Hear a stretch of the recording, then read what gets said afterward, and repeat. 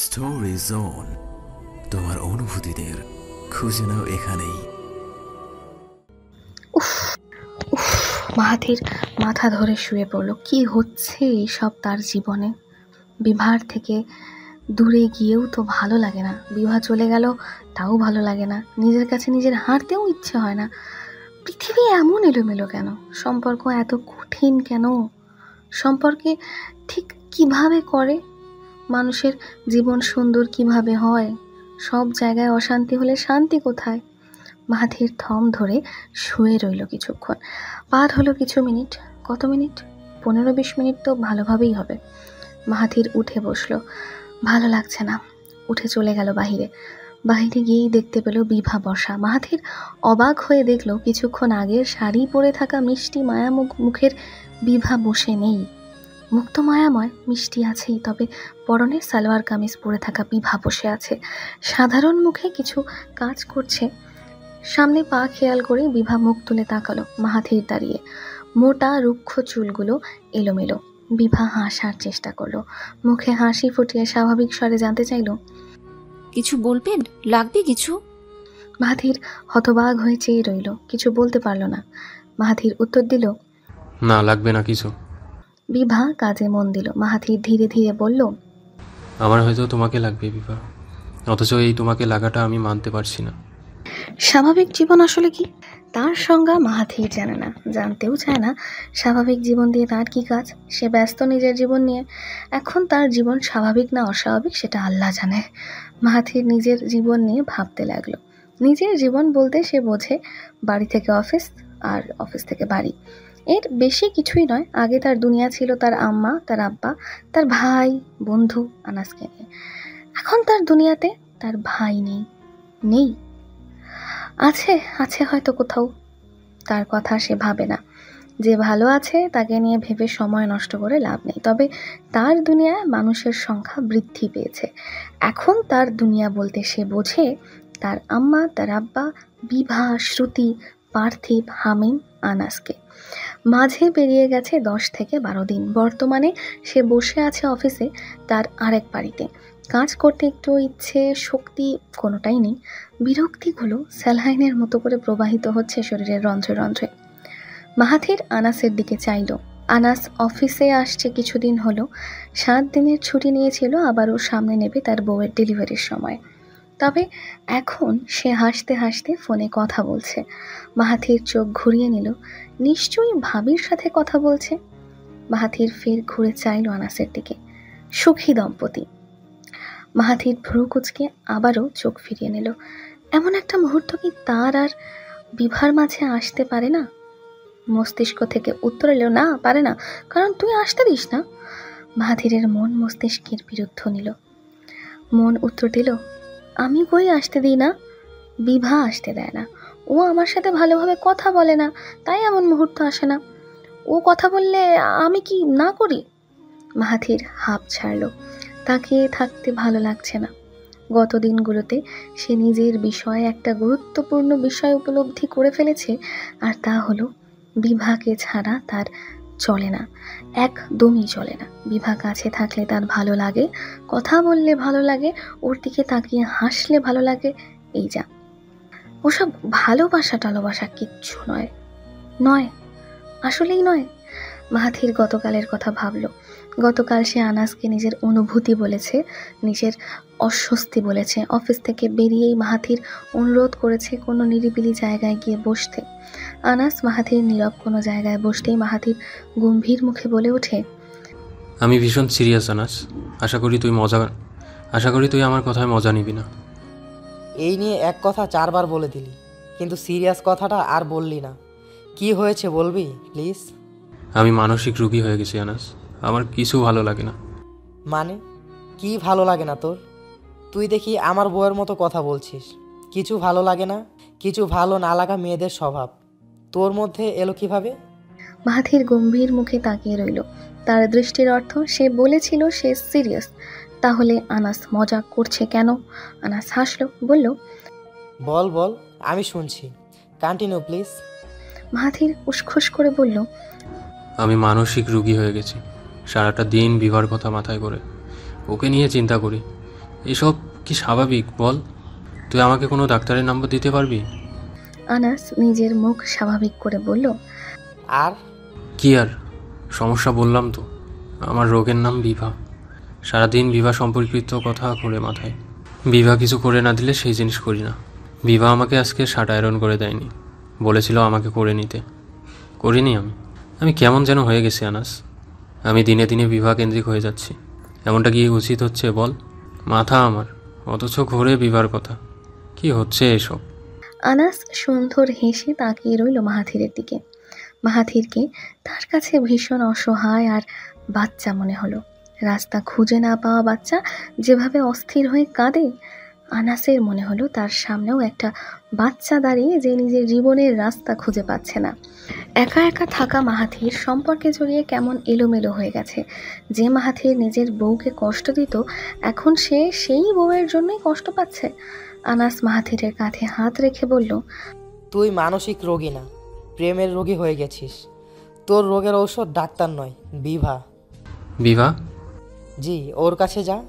ওর কাছে গিয়ে নিজের সমস্যা বললেই সমাধান পেয়ে যাবি। আমি ওকে এসব বলতে পারবো না আনাস। কেন পারবি না? আমি জানি না। আমাকে যে বলে দিলি। গত 1 সপ্তাহ ধরে তোকে ফোনে বলার ট্রাই করছি, শেষে আজ বললাম। তুই এমন কেন দোস্ত? নিজের অনুভূতি এক্সপ্রেস করতে তোর কিসের এত সংকোচ? তুই কি বুঝতে পারছিস না তুই ভালোবাসিস ওকে? ভালোবাসা এমন? জি, এর থেকেও ভয়ঙ্কর। সবেমাত্র অনুভূতি শুরু হয়েছে। ধীরে ধীরে বুঝবেন ভালোবাসা হলো চোরাবালির মতো, উঠতে গিয়েও পারবেন না, আটকে যাবেন শুধু। মাহাথির অস্থির হয়ে উঠে গেল। মাথার চুল টেনে তাকিয়ে রইল পচা ডোবার দিকে। আনাস বলল, বিভাকে বল, শান্তি পাবি। বিভা হাসবে আমাকে নিয়ে। আনাস অবাক হলো বন্ধুর এমন কথায়। কতটা অসহায় দেখাচ্ছে তার রকচটা দাম্ভিক বন্ধুকে।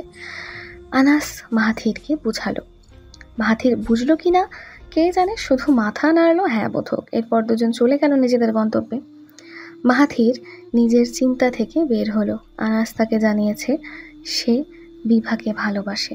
সে যত তাড়াতাড়ি বিভার সাথে কথা বলবে ততই ভালো। মাহাথির ভেবেছিল সে অতি দ্রুতই বিভার সাথে কথা বলবে, তবে পারেনি, হেরে গেছে। কথা সাজিয়েও সে বিভাকে কিছু বলে উঠতে পারেনি। এখানে অবশ্য বিভারও কৃতিত্ব আছে। মেয়েটা তাকে এড়িয়ে চলছে কিনা জানে না, তবে অনেক কিছুই আগের মতো নেই। বিভা এখন তার সামনে আসে না বললেই চলে। শুধুমাত্র দেখা যায় রাতে, তাও মাঝে মধ্যে দেখা পাওয়া যায় না। আবার গত 3-4 দিন যাবৎ তার হাতে দুপুরের খাবার দিচ্ছে তার আম্মা। সে তার আম্মাকে কিছু বলতে পারেনি। তাকে তো আর জিজ্ঞেস করা যায় না যে বিভা কেন দিল না। এরপর আরও ভয়ঙ্কর ঘটনা ঘটেছে। বিভা তাকে সুরা পরে ফু দিতেও আসেনি। এই তো সে গতকাল আজ কতক্ষণ টিফিন হাতে বসে রইল, অথচ মেয়েটা এলো না। শেষে অফিসের টাইম হয়ে যাওয়ায় বাধ্য হয়ে তাকে বের হতে হলো। কিন্তু কেন এলো না? মাহাথির মুখ ফুলালো। স্বামীর সাথে বেয়াদবি?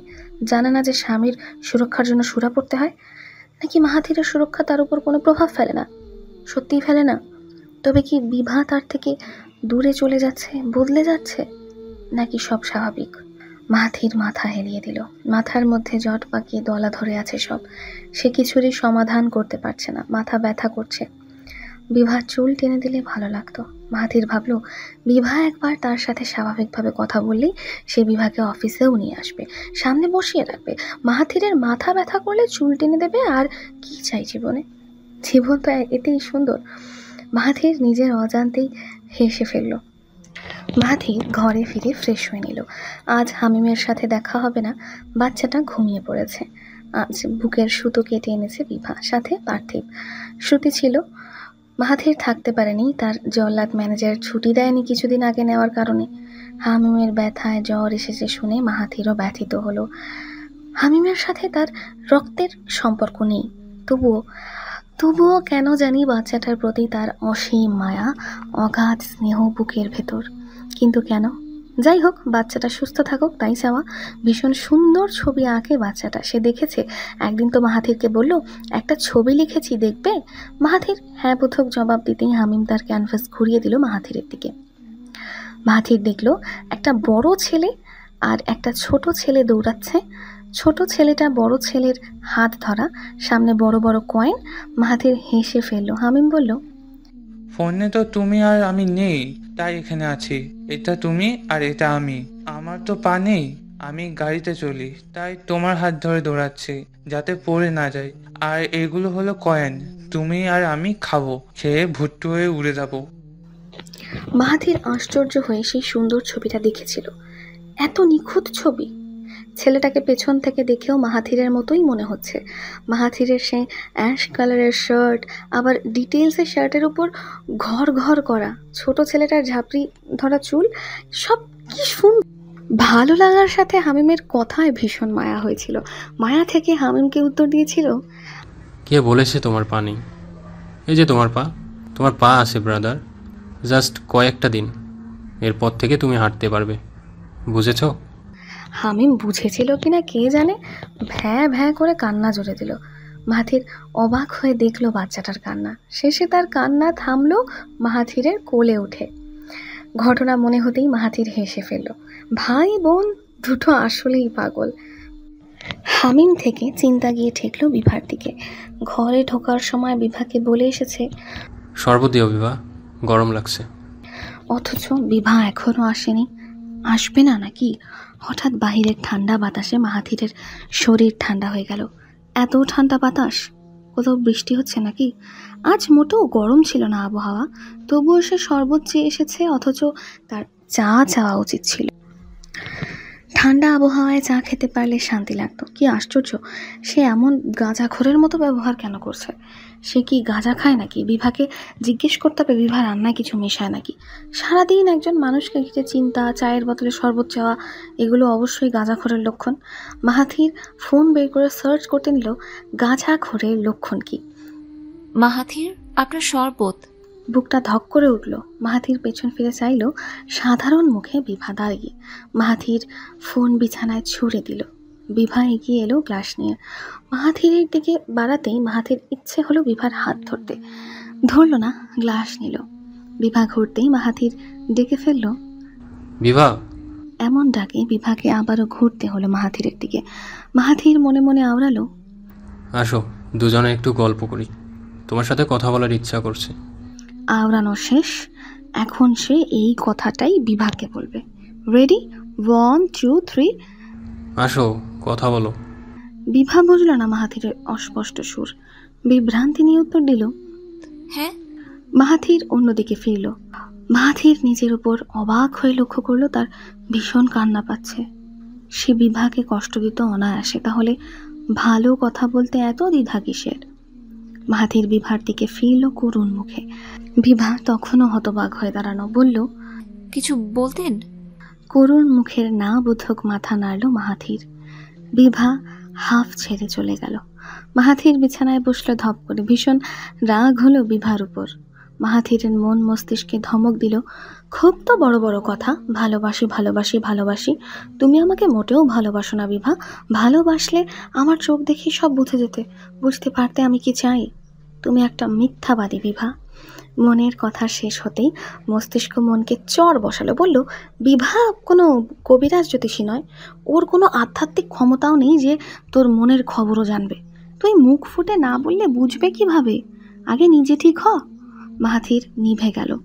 মন মস্তিষ্কের যুদ্ধ আর হচ্ছে না। ক্লান্তিতে শরীর ভেঙে আসছে। কাল সে বিভাকে নিজের মনের কথা বলবেই। হ্যালো ডিয়ার লিসেনার্স, আপনারা শুনছেন স্টোরিজ অন প্রেজেন্টস ধারাবাহিক পর্ব গল্প। আমাদের সামগ্রিক প্রচেষ্টাকে উৎসাহিত করতে লাইক এন্ড কমেন্ট করতে ভুলবেন না। Thank you. রাত 1টা তো বাজবেই। বিভা ঘুমায়নি, বসে বসে দেখছে তার নিজের ভাইটাকে। ব্যথায় মুখটা একটুখানি হয়ে আছে। যখন সুতো কাটা হলো, কি চিৎকারটাই না করলো। হামিমের চিৎকার শুনে শ্রুতির চোখ দিয়ে টপ টপ করে পানি পড়লো, আর বিভা মনে মনে ছিটকে উঠল। আর কিছুই করার থাকলো না। শ্রুতির কথা ভেবেই মলিন হাসলো। যতই চিৎকার চেঁচামেচি করুক, বোনটা তার ভীষণ নরম মনের। সেই বাদে শ্রুতিকে কেউ বোঝেনি। না, ভুল হলো। পার্থিব শ্রুতিকে বোঝে, আগলে রাখে। ভাবতেই বিভার ভালো লাগলো, শান্তি পেল, আল্লাহর প্রতি কৃতজ্ঞতা বাড়লো। ঘড়ির দিকে চোখ পড়তেই বিভা ভাবলো, এখন ঘরে যাবে নাকি আরেকটু পরে যাবে। মাহাথির ঘুমিয়েছে। আর একটু পরে যাক, মানুষটা ঘুমাক, তাকে দেখলে শুধু শুধু অশান্তি পাবে। কত আর জ্বালাবে, থাকুক না তার মতো। তার সাথে সংসার করছে এই কত না, কি দরকার শুধু শুধু অশান্তি দেওয়ার। সে থাকুক ভালোভাবে, সুখে শান্তিতে, আর কিছু চাওয়ার নেই। জোর করে কখনো ভালোবাসা হয় না, শুধু শুধু তিক্ততা বাড়ে। বিভা উঠে জানালার কাছে গেল। ঠান্ডা বাতাস, অথচ বিভার ভেতরটা কেমন যেন আগুনে পোড়ার মতো গরম।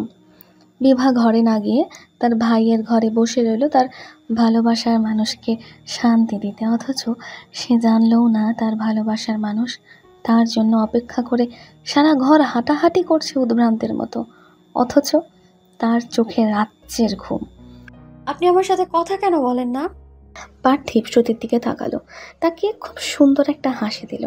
হাসি দিয়ে সে শ্রুতিকে গুরুত্বও দিল না, অবহেলাও করল না, পরিস্থিতিটাকে হাতের মধ্যে রাখলো। আন্তরিক কণ্ঠে বলল, কি যায় আসে শ্রুতি, কথা না হয় নাই বললাম, জীবন তো থেমে নেই, চলেই যাচ্ছে তাই না? শ্রুতি হতবাক হয়ে চেয়ে রইল। এত কঠিন কথা। শ্রুতি তার কাঠির মতো 2 হাত দিয়ে পার্থিবের বাহু ধরল, ধরে নিচের দিকে টানলো। পার্থিব কাগজ থেকে মুখ তুলল শ্রুতির দিকে। শ্রুতি শান্ত কণ্ঠে বলল, রাগ করলে বলে দিতে হয় যেন অপর মানুষটা রাগ ভাঙাতে পারে। পার্থিব তাকিয়ে রইল শ্রুতির দিকে, নম্র কণ্ঠে বলল, রাগ না করলে ভুলবো কেন? আপনি রাগ করেছেন? আমাকে বোকা ভাবেন? আপনি চালাক। শ্রুতি থম ধরে রইল, কিছু বলল না। পার্থিব শ্রুতিকে হাত ধরে উঠালো, বলল, রাত হয়েছে অনেক, চলেন ম্যাডাম, ঘুমাতে যাই। পার্থিব শ্রুতির হাত ধরে টেনে রুমে নিয়ে এলো। শ্রুতিকে বিছানায় শুয়ে পড়তে বলে সে চলে গেল বাথরুমে। শ্রুতি মুখ লুটকে দাঁড়িয়ে রইল। শ্রুতি ঠিক জানে পার্থিব যে তাকে অবহেলা করলো, কথা যাতে না বাড়াতে হয় তাই হাত ধরে এনে শুয়ে পড়তে বলল। ও কি বাচ্চা? সারাদিন কাজ করে আবার রাতে এসে ভাবটা খায়?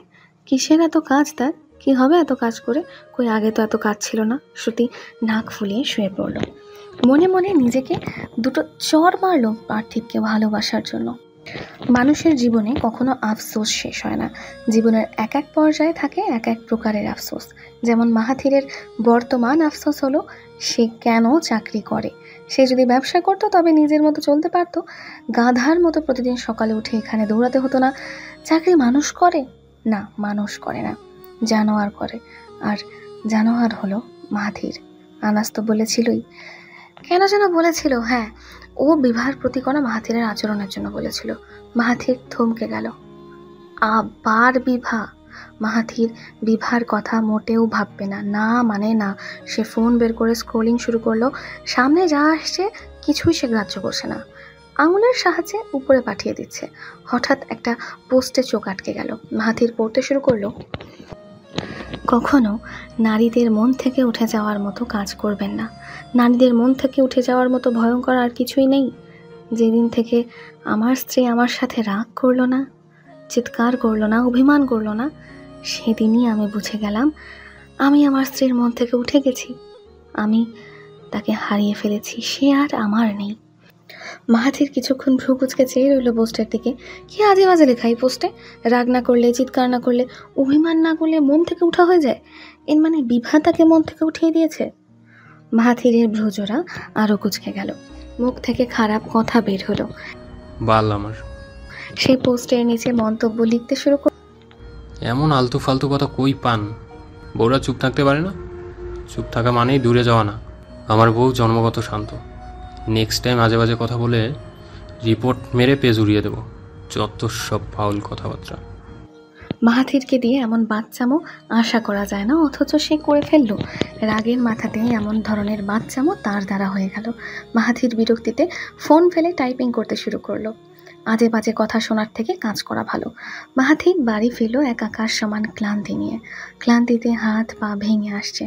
দরজা খুলল তার আম্মা। মাহাথির তার আম্মাকে দেখে চোখে হাসলো। ঘরে ঢুকে দেখতে পেল খাটে বিভা বসা, কাজ করছে, জামা কাপড় ভাঁজ করছে। দেখতে কি ভালো লাগছে। চুলগুলো এলোমেলো, শ্যাম্পু করেছে, নয়তো এত ছড়িয়ে আছে কেন? বিভা চোখ তুলে তাকিয়ে নামিয়ে ফেলল। মাহাথির সরাসরি বাথরুমে ঢুকে গেল। আগে পরিষ্কার পরিচ্ছন্ন হওয়া প্রয়োজন। মাহাথির বের হয়ে দেখলো ঘরে বিভা নেই। হাফ ছেড়ে গামছা দিয়ে গলা মুছতে মুছতে আলমারির দিকে গেল। টি শার্ট পরা উচিত। আলমারির দরজা খুলে হঠাৎ কপালে ভাঁজ পড়ল। বিছানায় তাকালো না, বিছানার কোথাওই নেই। তাহলে মাহাথির আলমারির আর এক দরজা খুলল। জামা কাপড় কোথায়? তার জামা কাপড় তো ঠিকই আছে, বিভার কোনো জামা কাপড় নেই কেন? একটু আগেই না ভাঁজ করেছিল, ভাঁজ করে রাখলো কই? মাহাথিরের মনে পড়ল নিজের কীর্তিকলাপ। অনুশোচনায় বন্ধ হয়ে গেল চোখ। বিভা তার মানে আলমারিতে কাপড় রাখে না। ঠিকই তো, তার ওই ব্যবহারের পর রাখা যায়? মাহাথিরের আজ মনে হলো এত দুর্ব্যবহার সে না করলেও পারত। বিভা ফোনের আওয়াজে ঘরে ঢুকে দেখলো মাহাথিরের ফোন বাজছে। আশেপাশে কোথাও মাহাথির নেই। গেল কোথায়? আকাশ কুসুম ভাবতে ভাবতে এগিয়ে গেল ফোনের দিকে। অপরিচিত নাম্বার, ধরবে? জরুরি হতে পারে। বিভা ধরে সালাম দিল। হ্যালো, আসসালামু আলাইকুম। ওয়ালাইকুম আসসালাম, মিস্টার মাহাবা সাহেব। বিভা বিমূঢ় হতে দাঁড়িয়ে রইল। মাহাব। ন্যানো সেকেন্ডের মধ্যেই মাথায় খেলল মাহাব তো মাহাথিরের আর এক নাম, মাহাথিরের ভালো নাম মোহাম্মদ মাহাব ইসলাম। বিভা দ্বিধান্বিত কণ্ঠে বলল, আমি মাহাব নই। জি, আপনি কি ওনার বাড়ির লোক বলছেন? আচ্ছা শুনুন, কালকে অজ্ঞাত কারণে অফিস বন্ধ থাকবে। অফিসের গ্রুপে নোটিশ দেওয়া হয়েছে, তাও সবাইকে কল করে জানিয়ে দিচ্ছি। আপনি মিস্টার মাহাবকে জানিয়ে দিন। আচ্ছা, জানাবো। ফোন কেটে দিল। বিভা পেছনে ঘুরে দেখল মাহাথির দাঁড়ালো, শান্ত নির্মল মুখ। মাহাথির চুপচাপ এগিয়ে এলো। বিভা একবার নিজের হাতের ফোনের দিকে তাকালো, আবার মাহাথিরের দিকে। রাগ করবে না বলে ফোন ধরেছে বলে? বিভা ইতস্তত করে বলতে লাগলো, আপনি ছিলেন না তাই। মাহাথির শান্ত মুখে ভ্রু উঁচু করে প্রশ্ন ছুড়ল, আমি কি কিছু বলছি তোমায়? বিভা উত্তর দিল না। মাহাথির নিজ থেকেই বলল, কে ছিল? কি বলল? আপনার অফিস কাল বন্ধ, তাই বলছিল। কথাটা বলেই বিভা চলে যেতে নিল। মাহাথির ডাকলো, বিভা। বিভা তাকালো। দৃষ্টির অর্থ কি জন্য ডাকলেন? মাহাথির এবারও ব্যর্থ হলো। বলল, কিছু না, যাও। বিভা চলে গেল। মাহাথিরের মনে হলো সে এমন না হলেও পারত, মনের কথা ঠাস ঠাস বলে দেওয়ার মতো স্বভাব হলেও পারত। কিভাবে প্রকাশ করবে সে? মাহাথির বারান্দায় চলে গেল। আজ বেশ অনেকদিন বাদে সিগারেট ধরালো। রাত 9:30, খাওয়ার সময়। বিভা ঘরে ঢুকলো মাহাথিরকে ডাকার জন্য। ঘরে ঢুকে তাকে কোথাও না পেয়ে বারান্দায় চলে এলো। উল্টো ঘুরে দাঁড়িয়ে আছে সে। বিভার মাথায় হঠাৎ তখনের কথা মনে পড়ল, সাথে মাহাথিরের আগের বলা কিছু কথা। অভিমান, কষ্ট, রাগ সব একসাথে জড়ো হলো। বুকের ভেতর থাকা এক সমুদ্র গভীর অভিমান থেকে ডেকে উঠল, মাহাব। সারা এলো না। বিভা আবারও ডাকলো, মাহাব। অলস সময়ে কাজ না পেয়ে নিচের দোকানপাট, মানুষের চলাচল ভীষণ গভীরভাবে পর্যবেক্ষণ করছিল মাহাথির। সব ধ্যান জ্ঞান দিয়ে দেখছিল সে। হঠাৎ বিভার জোরালো আওয়াজে বিভার দিকে ফিরল মাহাথির। গম্ভীর মুখেই বলল, কিছু বলবে? কখন থেকে ডাকছি আপনাকে? ডাকছো আমাকে? কখন ডাকলা? একটু আগেই ডেকেছি। মাহাথির শান্ত মুখে তাকিয়ে রইল। কিছুক্ষণ আগের ডাক তার অবচেতন মন শুনেছে। তার মনে হয়েছে বিভা ফোনে অন্য কারোর সাথে কথা বলছে, কিন্তু তাকে ডেকেছে। কি বলে যেন ডাকলো? মাহাথিরের খেয়ালে এলো বিভা মাহাব মাহাব করছিল। মাহাথির ভ্রু কুচকে বলল, তুমি আমাকে মাহাব কেন বলছো? এমনি। কেমন শোনাচ্ছে? কেমন শোনাচ্ছে মানে? হঠাৎ এইভাবে কথা বলছো কেন? বললাম, কি হয়েছে তাতে? এই নামে আমাকে কেউ ডাকে না বিভা। আমার চেনা পরিচিত মানুষজন সবাই আমাকে মাহাথির বলে ডাকে। তুমি, আব্বা, আম্মা, আনাস, সবাই, শ্রুতি, পার্থিব, ও আমাকে মাহাথির নামে চেনে। জাস্ট স্কুল, কলেজ, অফিসের কাজে আমার ওই নামটা ব্যবহার করা হয়। পাগলামি করছেন আপনি। দুটো নাম তো আপনারই, তাই না? একটা ডাকলেই হলো। খেতে আসুন, খাওয়ার জন্য ডাকতে এসেছিলাম। বিভা ঘুরলে মাহাথিরের ডাকে আবারও থামতে হলো। মাহাথির বলল, এখন তুমি আর আমাকে অফিসের জন্য খাবার দাও না কেন? আম্মা দেয় কেন? আম্মা কেন দেয়? আবারও বাচ্চাদের মতো প্রশ্ন করলেন। আমি ব্যস্ত থাকি তাই আম্মা দেয়। খাবার দেয়া নিয়ে কথা, কে দিল সেটা তো কথা নয়। মাহাথির নির্বাক। বিমর্ষ মুখে তার বউয়ের বলে যাওয়া কথা শুনল। কষ্টের সাথে সাথে রাগ হলো। এতদিন ভালোবেসেছে, আর এখন যখন সে ভালোবাসা শুরু করলো তখন সে সব শোধ একসাথে তুলছে। শ্রুতিকে নিজের অফিসে দেখে চমকে গেল পার্থিব। তার কাছে মনে হলো দিনের বেলায় চাঁদ উঠেছে। আপনি এখানে? আসতে পারি না? কেন নয়, অবশ্যই পারেন, বসুন। ফর্মালিটির প্রয়োজন নেই। আমার হাজবেন্ডের কেবিনে এসেছি, যা ইচ্ছে করতে পারি, পারি না? পারেন। শ্রুতির মুখে হাসি নেই, সব কথা সে বলেছে ধমকে ধমকে, তার স্বভাবে। হঠাৎ কাজ বেড়ে গেল মনে হচ্ছে। হঠাৎ না, আপনি বাড়িয়েছেন। যেই প্রজেক্ট নষ্ট করেছেন তার মাসুল দিচ্ছি। শ্রুতি নরম হয়ে গেল। কি সুন্দর তাকে বলে দিল, একটুও রাগ করলো না। শ্রুতি পার্থিবের জায়গায় নিজেকে বসাতে চাইলো। সে যদি পার্থিবের জায়গায় থাকতো তাহলে কি হতো? শ্রুতি কল্পনা করে যা পেল তা হলো সে পার্থিবকে এক ধাক্কা দিয়ে অফিস থেকে বের করতো, সাথে আরও বলতো, আমার কাজ আমি করছি, আপনার তাতে কি? আমার কাজ পারুক কমুক, তাতে আপনার এত মাথা ব্যথা কিসের? হ্যাঁ ঠিক, এমন ব্যবহারটাই করতো। সে এত উগ্র কেন? শ্রুতির মন খারাপ হয়ে কান্না পেল। নরম কণ্ঠে বলল, আপনি আমার সাথে কথা বলেন না কেন? আবার সেম প্রশ্ন। কথা কই বলছি না, এতক্ষণ কি ভূতে কথা বলছে? সত্যি সত্যি বলুন তো পার্থিব, মজা করবেন না, আমি সিরিয়াস। বলুন না কেন কথা বলেন না? এইসব বলতে এসেছেন? টিফিন নিয়ে এসেছি। টিফিন বক্স তো দেখলাম না। কাল নিয়ে আসবো, আজকে আনতে ভুলে গেছি আমি। আজ আমার প্রশ্নের উত্তর দিন। শ্রুতির এমন কথায় পার্থিব হেসে ফেলল। এরপর হঠাৎ করেই সিরিয়াস ভাব নিয়ে ফেলল মুখে। শান্ত স্বরে বলল, আমি কথা বললে আপনার অস্বস্তি হয়, আপনি কষ্ট পান, তাই বলি না শ্রুতি। আপনাকে টাইম দিচ্ছি, বলেছিলাম না জোর করব না, করছি না। আপনি আপনার মতো করেই ভালো থাকুন। আমি শুধু আপনাকে ভালো রাখার চেষ্টা করছি, আমার স্ত্রীকে খুশি করতে চাইছি। শ্রুতি কিছু বলতে পারল না। এত কিছুর পরেও এই কথা, মানুষটা কি অসম্ভব ধরনের ভালো নয় কি? শ্রুতির দৃষ্টি পর্যবেক্ষণ করে পার্থিব বলল, আর কিছু? শ্রুতি না বোধক মাথা নাড়ল। পার্থিব কানে টেলিফোন তুলে আদেশ করল, আমার কেবিনে 2টো আইসক্রিম, 2টো চিকেন বার্গার পাঠিয়ে দিন। পার্থিব শ্রুতির দিকে তাকিয়ে বলল, লাঞ্চে কেউ এসব খায়? খায় না। তবু বললাম, কারণ আমার মহারানীর এসবে পছন্দ। অফিসে আসার কারণে একদিন তাকে ছাড় দেয়াই যায়। পার্থিবের কথা শুনে শ্রুতির ইচ্ছে করলো চেয়ার থেকে উঠে পার্থিবের কপালের ঠিক মধ্যেখানে চুমু খেতে। খেলে পার্থিবের প্রতিক্রিয়া কেমন হবে? শ্রুতি ভেবেই মুখ নামিয়ে ফেলল। প্রতিদিন সকাল সকাল উঠে আজ বেশ বেলা করে ঘুম ছাড়ল মাহাথির। হাত মুখ ধুয়ে বাহিরে বেরিয়ে দেখলো টেবিলে কেউ নেই। বুঝলো তার বাবা মা ঘরে হামিমা বিছানায় শুয়ে শুয়ে নিজের মতো সময় পার করছে। বিভা তাহলে কোথায়? অমনি দরজা খুলে ভিতরে ঢুকলো বিভা, হাতে বড় সড়ো ব্যাগ। মাহাথির ব্যাগ দেখে শুধালো, কই গেছিলে তুমি? এই যে পাইকারি মূল্যে এগুলো কিনেছিলাম অনলাইন থেকে, আজকে ডেলিভারি দিল, নিচে আনতে গিয়েছিলাম। মাহাথিরের কি মনে হলো কে জানে। সে বলল, এত কষ্ট করার প্রয়োজন নেই, তুমি চাইলে বিজনেস ছেড়ে দিতে পারো। এখন তো আমি আছি। বিভা চোখে চোখ রাখলো। কত সহজেই কথাটা বলে দিল মাহাথির। সত্যি কি সে আছে? বিভা মাহাথিরের বলা কথা গ্রহণও করলো না, বর্জনও করলো না। বলল, প্রয়োজন পড়লে কিংবা বেশি কষ্ট মনে হলে ছেড়ে দিব। মাহাথির নীরব সম্মতি দিল। বিভা ব্যাগ সাইড করে রেখে বলল, বসুন, নাস্তা দিচ্ছি। মাহাথির গিয়ে টেবিলে বসলো। বিভা হাত ধুয়ে প্লেটে খাবার দিল। খাবার সে এক প্লেটেই বাড়ল। মাহাথির তা দেখে বলল, তুমি খেয়েছো? হ্যাঁ খেয়েছি, আজ অনেক সকালে উঠেছিলাম, ক্ষুধা পেল, খেয়ে নিলাম। আজ সবার আগে আমিই খেয়েছি। ভালো করেছো। আগে বিভা মাহাথিরের জন্য অপেক্ষা করত, আজ করলো না। অভিমান থেকে নাকি সত্যি ক্ষুধা পেয়েছিল? যদি ক্ষুধা পেয়ে থাকে তাহলে ভালো করেছে খেয়ে, আর যদি অভিমান থেকে হয়ে থাকে তাহলে ওর খবরই আছে। মাহাথিরের খাওয়া শেষে হাত ধুয়ে পানি খেতে টেবিলে বসলো। এর মাঝেই কফি দেওয়া হলো।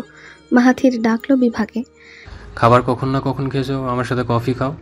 বিভা মাহাথিরের ব্যবহার হজম করতে পারছে না, কষ্ট হচ্ছে। এই লোকের হয়েছেটা কি? কথা তো গম্ভীর মুখেই বলছে, তবুও কথার সুরে ভিন্নতা। বিভা বলল, খাবো না মাহাব, খেলে বানিয়ে নিব, সমস্যা নেই। মাহাথিরের মনে হলো তার পুরো সকালবেলার উপর কেউ নিম পাতার রস ছুঁড়ে মেরে সকালবেলাটাকে তিক্ত করে ফেললো। মাহাব আবারও? এখন কি এই নামেই ডাকবে নাকি? মাহাথির বলেছিল মাহাথির নামে তার কাছের মানুষজন ডাকে, সে যেন না ডাকে। সেই কথাকে কেন্দ্র করেই বুঝি এমন করছে। নিজেকে দূরের মানুষ বানাতে চাইছে, সাথে মাহাথিরকে কষ্ট দিতে চাওয়া তো আছেই। আর কি বলল? খেতে মন চাইলে বানিয়ে খাবে। কেন? ওর কফি অর্ধেক খেলে কি হতো? ও কি সত্যি সত্যি মাহাথিরকে মন থেকে উঠিয়ে ফেললো? ওর মনের কোনো জায়গায় কি মাহাথিরের ছায়াও এখন অবশিষ্ট নেই? মাহাথির বিরস মুখে কফির দিকে চেয়ে রইল, উদ্দেশ্য কফি ফেলে দিয়ে আসবে। মিনিট 7 পর সে পুরো কফি ঢকঢক করে গিলল। ইস, ঠান্ডা শরবত। শ্রুতি, এসব আমি কি শুনছি? আপনি নাকি দুপুরে খাননি, কিন্তু কেন? শ্রুতি ঘুরল না, সে উল্টো ঘুরে আছে। পার্থিব শ্রুতির এক বাহু ধরে নিজের দিকে ফিরালো। পার্থিব হতবাক হয়ে গেল শ্রুতির অশ্রু ভরা চোখ দেখে। শ্রুতি ঘুরে পার্থিবের দিকে চাইতেই টপ টপ করে ঝরে পড়ল চোখের বৃষ্টি। পার্থিব বিচলিত হয়ে গেল, অস্থির কণ্ঠে বলল, আপনি কাঁদছেন কেন?